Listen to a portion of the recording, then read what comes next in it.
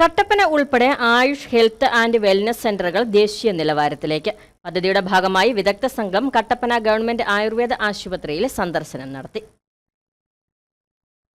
ഇടുക്കി ജില്ലയിലെ ഭാരതീയ ചികിത്സാ വകുപ്പിനും ഹോമിയോ വകുപ്പിനും കീഴിലുള്ള ആയുഷ് ഹെൽത്ത് ആൻഡ് വെൽനസ് സെന്ററുകളിലെ രണ്ടാം ഘട്ട NBH എൻട്രി ലെവൽ സർട്ടിഫിക്കേഷൻ പരിശോധനകളാണ് പൂർത്തിയായത്.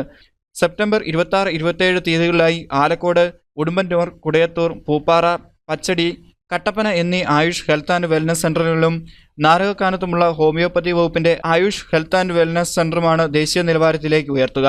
ആദ്യഘട്ടത്തിൽ ജില്ലയിലെ 11ഓളം സ്ഥാപനങ്ങൾ ഈ നേട്ടം കൈവരിച്ചിരുന്നു. പദ്ധതിയുടെ ഭാഗമായി വിദഗ്ധ സംഘം കട്ടപ്പന ഗവൺമെന്റ് ആയുർവേദ ആശുപത്രിയിൽ സന്ദർശനം നടത്തി. കട്ടപ്പനയിലെത്തിയ സംഘത്തെ നഗരസഭാ ചെയർപേഴ്സൺ ബീന ടോമിയുടെ നേതൃത്വത്തിൽ സ്വീകരിച്ചു. തുടർന്ന് നടന്ന അവലോകന യോഗം നഗരസഭാ ചെയർപേഴ്സൺ ഉദ്ഘാടനം ചെയ്തു.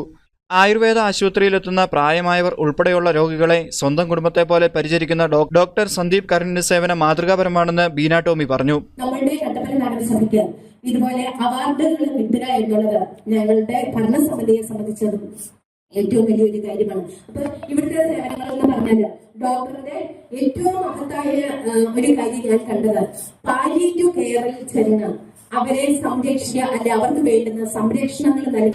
NABH doctor Priyadev, doctor Bibitha R Kurup, doctor Rahana Sudharthan എന്നിവരടങ്ങുന്ന സംഘമാണ് കട്ടപ്പന ആയുർവേദ ആശുപത്രിയിൽ സന്ദർശനം നടത്തിയത്. ഒരു കൂട്ടായ പ്രവർത്തനം കൊണ്ട് മാത്രമേ ഇങ്ങനെ ഒരു ആശുപത്രി ഈ നിലയിലേക്ക് എത്തിച്ചേരാൻ സാധിക്കുള്ളൂ.